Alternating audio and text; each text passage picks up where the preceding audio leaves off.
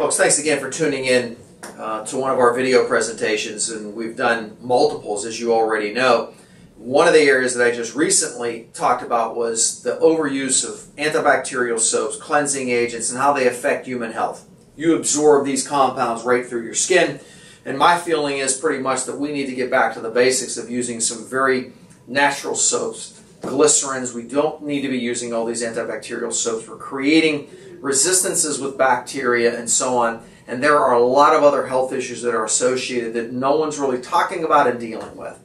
I'd like to just basically also say to you that we do a daily broadcast, and we talk a lot about these issues on the radio broadcast. So you can go to AskJoeDiMatteo.com on our website, view a lot of the past shows. I don't always talk about this particular scenario. We talk about a lot of different health-related topics and issues. As a naturopath, a clinical nutritionist, and a pharmacist, I feel that I am reasonably well positioned to handle not only the complexities of chemicals, how they affect the body, how chemicals affect the body, the pharmacology, what the ultimate outcomes, and then also from a naturopathic and a clinical nutrition side, what we can do about it. So let's get right into it. I just made a few notes today.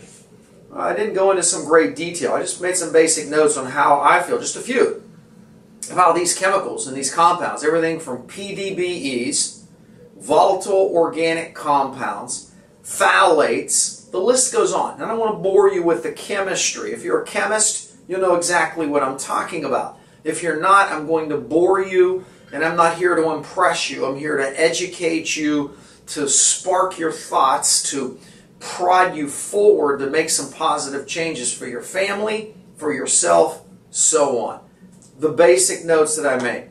How can these chemicals, phthalates, and I'll go over a few of the articles and some of the studies, by the way, that I have pulled for you. Urinary phthalate metabolite concentrations and its relationship to diabetes. The Haynes study, actually a government study, don't be too impressed. Heart rate variability in association with frequent use of household sprays and scented products. Major study that comes out of Switzerland, also done with some researchers in Barcelona, Spain, appearing in the journals of epidemiology, environmental health perspectives, the original article. And this is just talking about how these chemicals, these scented sprays that we use and scented fresheners that we plug into the wall, how they can actually affect our heart rate and rhythm. What's not to make you think that it affects our hormones? These chemicals are endocrine disruptors. So let me jump back. I'll come back to this aspect, what some of these compounds are, how they affect us, and the data and the information to support it. I believe it closely is linked and tied to obesity and the rising tide of obesity. Not only do we eat too much, not only do we eat too much fast food, the chemicals that are in fast foods are a whole other issue. But the chemicals that we're consuming are affecting genetic expression. They're affecting our genes and the expression of our genes. There's no question in my mind. Some of these studies show it in animal studies, and if you just look at our population, well, we're a heavy population. Obesity, number one. Insulin resistance, metabolic syndrome, number two. Fancy terminology, that means it interferes with how our pancreas produces insulin, one. Number two, how our body uses insulin. This insulin glucose hookup or link, and instead of it happening in an effective, effectual manner, there's a resistant mechanism. It encourages weight gain and begins to metabolically, endocrinologically disrupt our body. The women's ovaries are not producing the hormones in balance and in ratio the way we're supposed to. Men's testicular function is altered by this as well. Number three, precocious puberty. It's off the charts. 7, 8, 9-year-old girls developing pubic hair, breast buds, and so on. 7, 8, and 9-year-old boys beginning to develop or mature as if at 12 or 13-year-olds' body. Endocrine disruption from these compounds.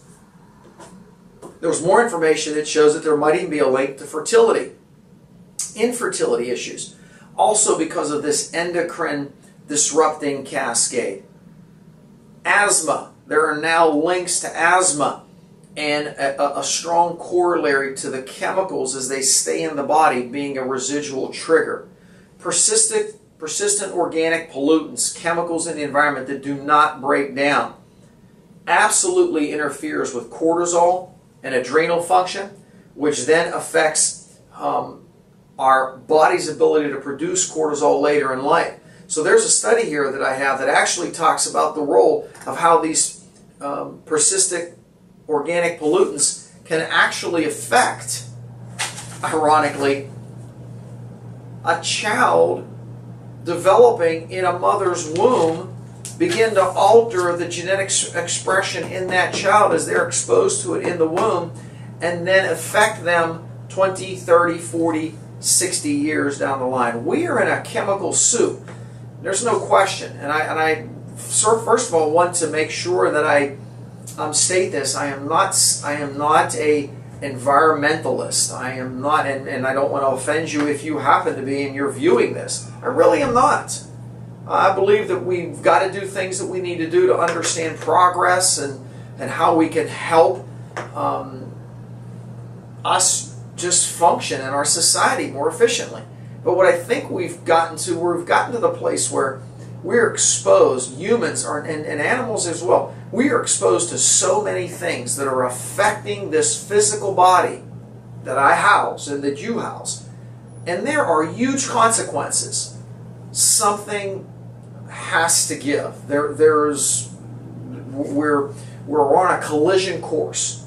Obesity, asthma, precocious puberty, insulin resistance, metabolic syndrome, off of the charts.